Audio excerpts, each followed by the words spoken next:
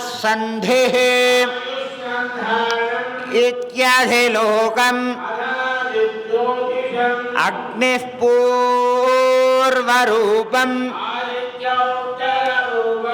आपस्सन्धिः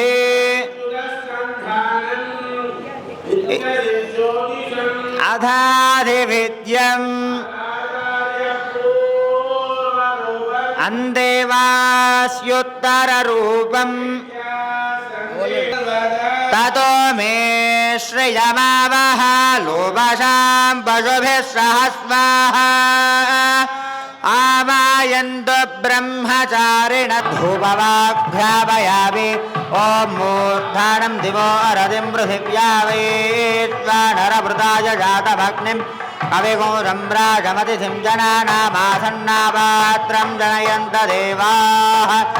साक्षात् प्रत्यक्षदीपं सन्दर्शयामि दीपं सन्दर्शयामि उल्लासवल्लवितपालितसप्तलोके निर्वाहकोलगितमेह कटाक्षलीला श्रीरङ्गहर्म्यदलमङ्गलदीपरेखा श्रीरङ्गराजमहिषी प्रियमाश्रयामः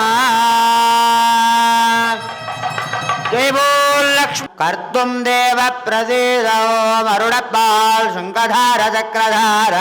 सहस्रधार भट्टरमङ्गलवाद्यं गोविन्द गोविन्द ॐ हिरण्यवर्णां हरिणीं सुवर्णरजतस्रजां देवे पुपक्मये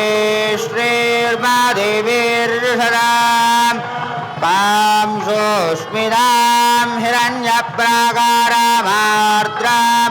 ज्वलन्तीं तृप्तां तर्पयन्तीं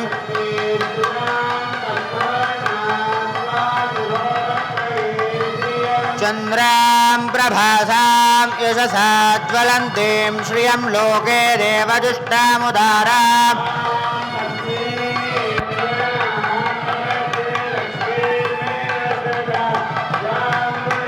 आदित्यवर्णे तपसोऽधिजातु तोऽस्मिन् राष्ट्रेऽस्मिन् कीर्तिवृद्धिं ददाति।